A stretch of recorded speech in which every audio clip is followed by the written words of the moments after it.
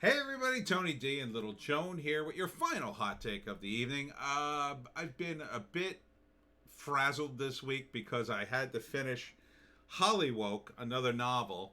Wanted to get it out. It's the second book in the Wokistan World series. I decided to just name the series Wokistan. So this is really book two of that, and it takes place in the same world. And it is out, but I accidentally put the price on the ebook. The ebook's on Amazon, but don't get it just yet. Make sure the price goes down to $3.99.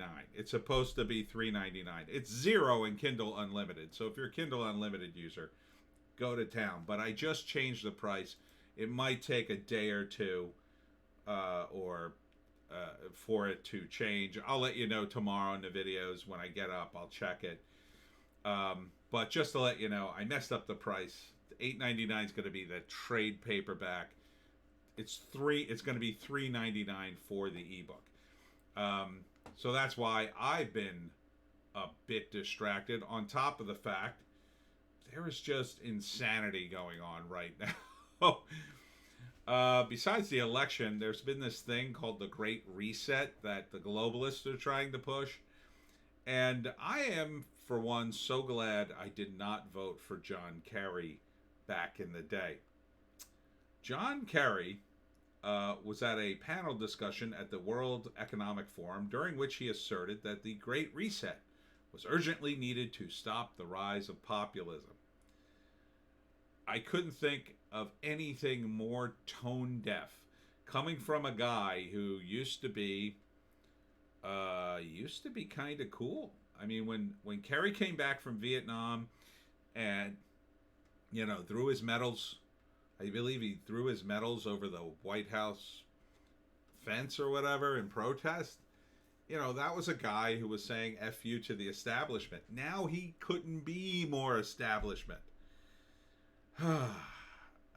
So at the forum, he said, the notion of a reset is more important than ever before, Kerry said. I personally believe we're at the dawn of an extremely exciting time. Yeah, because if you attempt this reset, you're going to see backlash like you've never, you're seeing it already. He also said, I think Europe has a lot to look at with Brexit and the rise of national populism. Nationalistic populism, he said. Speaking about how Trump increased his vote in 2020, Kerry noted, what astounds me is that as many people still voted for the level of chaos and breach of law and order and breaking the standards, and I think that the underlying reason is that something that everybody has to examine. God, even his quotes are boring. The need for global cooperation and this acceleration of change will both be drivers of the Great Reset, and I see this as an unprecedented opportunity, said von der Leyen. He is the European Commission president. Yeah, well, those guys are a bunch of centralists. They couldn't be more into centralization in the EU. Thank God Brexit happened, and you're going to see more countries eventually leave as the EU implodes. But they don't want to implode, so they're going to try to force everybody to stay, because now that Brexit's happened, and they're still trying to get the Brits back. That's insanity to me. But God forbid the Labour Party ever get back into power, they'll drag them right back into the EU in a way that they'll never get out. But it just makes you sick to hear John Kerry say, "Oh, the Great Reset is needed." What does he care, right? Like, he's another rich senator. He's powerful. He's insanely rich now. He's married to the heiress of the Heinz fortune. He's completely lost in that world. He thinks he's helping people. He thinks he's helping the little people. But I think what happens to a lot of these guys is, back when Kerry was, a soldier in Vietnam. And it's not like he was a regular guy. He was probably pretty well off back then too, but at least then he had sort of a connection to real people and what they went through. So back then he could sort of make that connection.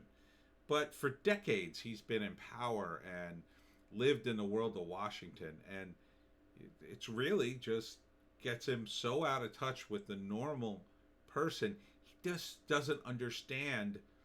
He doesn't understand the damage he would do, and these other globalists would do with the Great Reset. They're arrogant enough to believe they could actually run the world. Now, when I say run the world, it's not like they're like, I want to dominate the world. I want to control the world. No. What they think is they can manage it all. You know? Oh, yeah, there'll be some problems, but we can manage it. We can fix it. But it's never fixed because they set up centralization or something like the Great Reset is going to just set up massive, massive, massive bureaucracies that will never be fixed. They're never fixed because they're too massive to actually work. You need people like Trump to come in and just get rid of a bunch of it, because that's the only way you could actually fix it is by streamlining it. And these people don't understand that. Democrats just don't understand that. They think they're so smart that they can fix everything. My tyrant governor, Phil Murphy, thinks thinks that doubling the boat tax of New Jersey is going to make the state money. It won't. It will actually lose the state money, because who's going to buy a boat in New Jersey when you could go right to Delaware and pay no tax?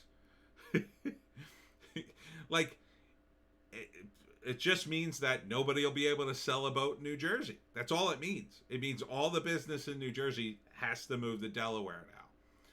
Because why would you want to pay an extra 7% on your boat? A boat. I mean, boats are expensive to begin with. But they don't see it that way. And my tyrant governor is passing more and more laws. I can't even keep up with the kind of boring BS these guys want to do. And you look at all these Democratic states, how they're managing. They're trying to micromanage your holiday. Did they try to micromanage the things they want? No. BLM protesters? Oh, yeah, go ahead. I mean, you didn't even try. You didn't even try to stop these people. Because at heart, they're cowards. They're absolute cowards. And they're petrified of nationalism. They're petrified of populism. Because populism says, hey, we don't like that. Get rid of it. And they're like, but I came up with this cool new system where you're going to get your health care. And populism just says, no, F that. We don't like it. Get rid of it. That's what happens. These guys don't understand. The more they push for this, the more they're creating populism. The more there's going to be. I mean, look, back in the Bush era, I was, and I still am, very anti-war, right? But I also was annoyed by all the jingoistic nonsense that was going on. Yeah, America, man. F yeah. Like, it was really over the top during the Bush era. And it annoyed me because I associated with it the war. I associated that sort of push for the war. And, I could make the distinction between a soldier serving. I didn't blame him specifically, but I got really annoyed at support the troops. Like, oh, you got to wear a ribbon, support the troops. Oh, and like, the worship around the troops. I didn't think that was helpful. I didn't think it was helpful for the troops, because you got to figure you're just normal guys trying to do your job. It's fine when people say something like, well, thank you for your service or whatever, but when they make such a big deal over you and you're just some guy who, I don't know, who worked in the kitchen or worked in the supply tent or whatever mundane thing you did in the army, like, And it's not like you're not paid, although you're not paid great, but you know the whole deal. But my point is that kind of stuff, I wasn't against it, but I'd stay off of it. I'd only do so much of it. You know, during the Bush era, my ex wanted to hang an American flag up, and I was kind of like, all right, because I was mad. But now, now I'm mad the other way. Now I got people telling me I can't fly the American flag, that it's racist or something. F you. Now I want to buy like 10 flags and put them up all over the house. So the Great Reset is basically the EU. It's basically the EU writ large. You know, these guys would love it if they could create the mega cities from Judge Dredd and then control them. Mega City 1, Mega City 2, Mega City 3. Essentially, that's what they want to create. These giant zones. You know, America would control, say, North America.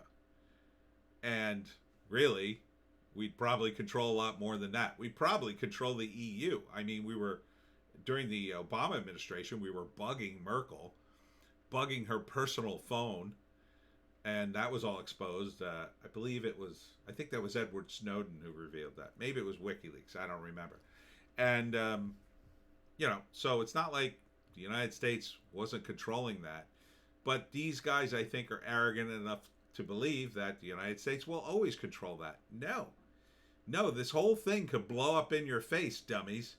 This whole thing could blow up. The EU could become enormously strong for some reason, while America, like right now, is suffering economically. Biden could do the lockdown. We could spiral down into a worldwide depression, and who comes out on top at the end of that is anybody's guess. It could be China. Well, that would be a disaster, wouldn't it? So China's the number one.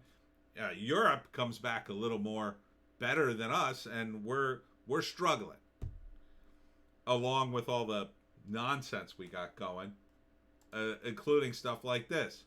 Biden supporter plows vehicle through Trump rally in Watasa. Proud Boys administer aid to the injured. So more stuff like this is going to keep happening. And look, if Biden won, why are you doing this? Why are you doing this?